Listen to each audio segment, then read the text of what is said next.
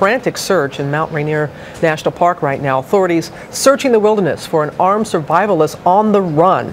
ABC's Neil Karlinski joins us from just outside the park and has the latest for us. Good morning, Neil. Robin, good morning. We're just outside the park at a fire station here that's become a sort of staging area for trapped families who are brought out under police escort. They're then taken in here. Up on the mountain, the gunman remains holed up in 5 feet of snow and freezing temperatures, tracked by heavily armed police. It's an all-out manhunt for 24-year-old Benjamin Colton Barnes, an Iraq war vet considered armed and dangerous, on the loose somewhere inside the vast Mount Rainier National Park. Police say he shot 34-year-old park ranger Margaret Anderson during a routine traffic stop at the park Sunday, killing the mother of 2 small children, aged just 2 and 4 years old. He started to fire at both Margaret and the other ranger. He then got out of the car and fled on foot. Police say Barnes left this car behind, filled with body armor, weapons, and supplies, before taking off into the wilderness, still firing.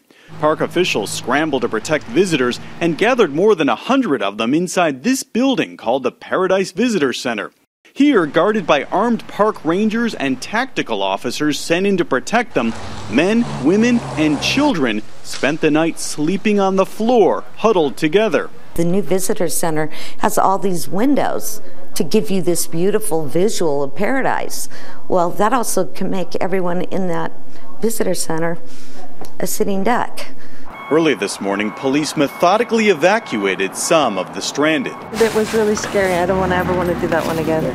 I don't either. The SWAT team came in and we all had to get on our knees and put our hands on our heads, and babies were crying, and we didn't know what was going on.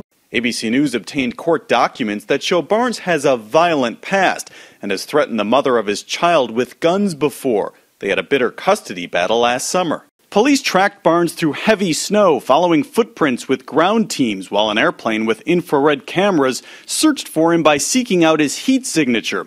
They also released photos showing him with weapons and tattoos reading pride, envy, gluttony, and lust.